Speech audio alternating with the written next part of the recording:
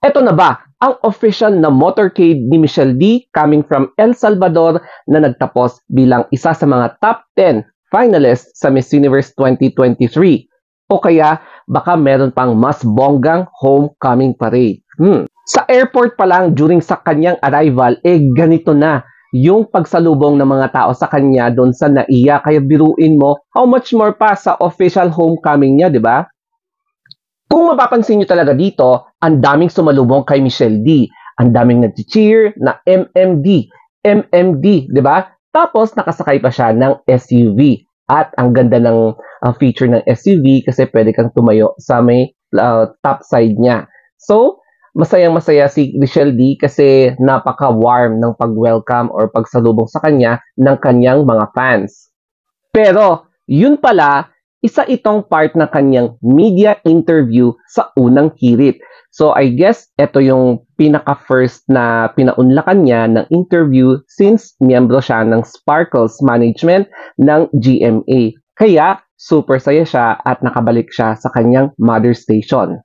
Pero bago ang lahat, mag-follow po kayo sa aking Instagram account with 1,200 followers. Kaya thank you so much.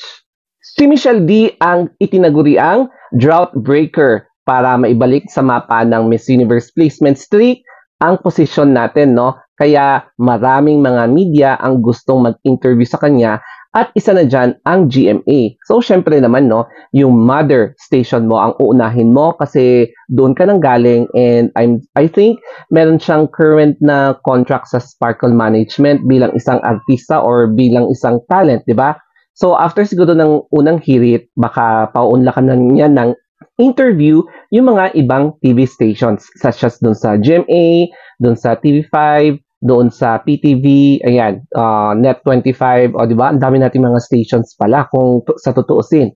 So, makikita niyo dyan na sinalubong siya ng mga batikang newscaster ng unang hirit.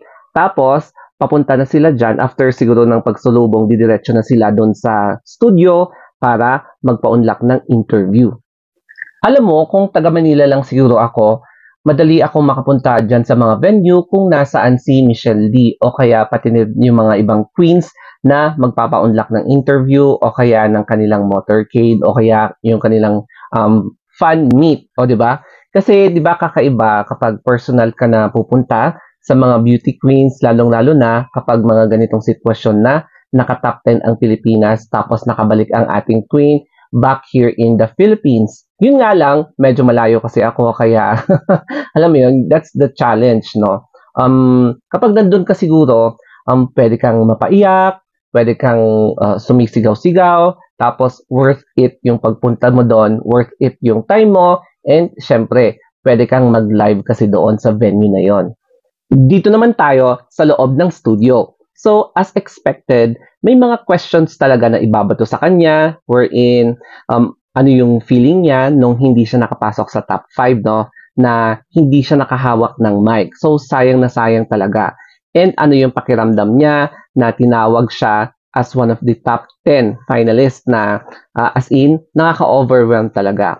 And syempre, kung ano yung mga na-discover niya sa El Salvador, tapos pati na rin yung relationship niya with Antonia Porcil. So, for sure, yan yung mga laging tatanungin sa kanya as they have already asked her sa kanyang appearance sa unang hirit, no?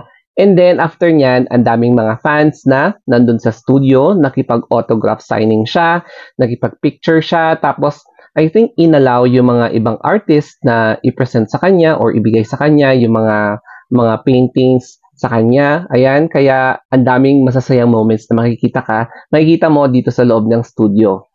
Mas lalong matutuwa ka kasi kasama niya ang kanyang nakababatang kapatid na si Abraham Lawyer na pumunta sa El Salvador para suportahan ng kanyang sister. At ngayon, nandito na sa Pilipinas. So mukhang magkakasabay ata sila ng kanyang mother na si Madam Melanie Marquez na umuwi dito sa Pilipinas, no? So magkakasama ata sila ngayon.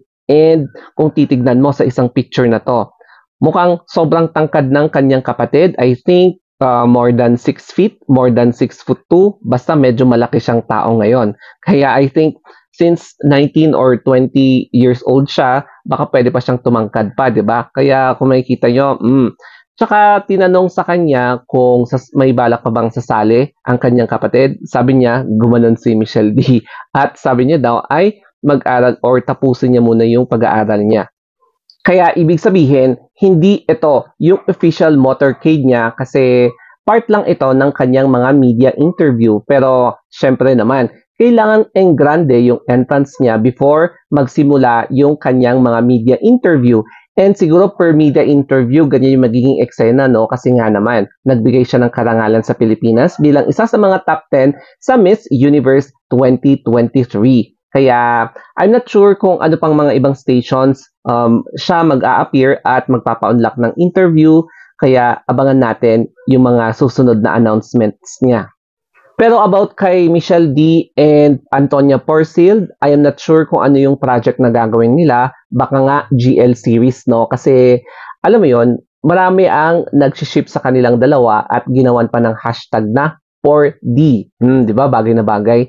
Kasi sa Thailand, usong-uso ngayon yung BL series tapos yung GL series. As in, patok na patok sa Thailand yung mga ganitong telenovela. In which dito sa Pilipinas, hindi pa siya gaano ka-open, hindi pa gaano ka-open-minded ang mga Pinoy pagdating sa mga BL series and GL series. Sa Thailand naman, makikita mo na gumawa pa talaga ng t-shirt yung mga fans. So imagine, ganun ka-dedicated yung mga fans sa Thailand. And I'm pretty sure na if ever man na magkakaroon ng GL series dito, sigurado din na may mga fans na gagawa ng mga t-shirts, yung mga cups na dinededicate nila ang 4D. O, di ba? Malay natin. So, abangan na rin lang natin yung eksenang ito between Michelle D and Antonia Porcil. Okay, so sana nag-enjoy kayo dito sa ating short vlog about sa update natin kay Michelle D.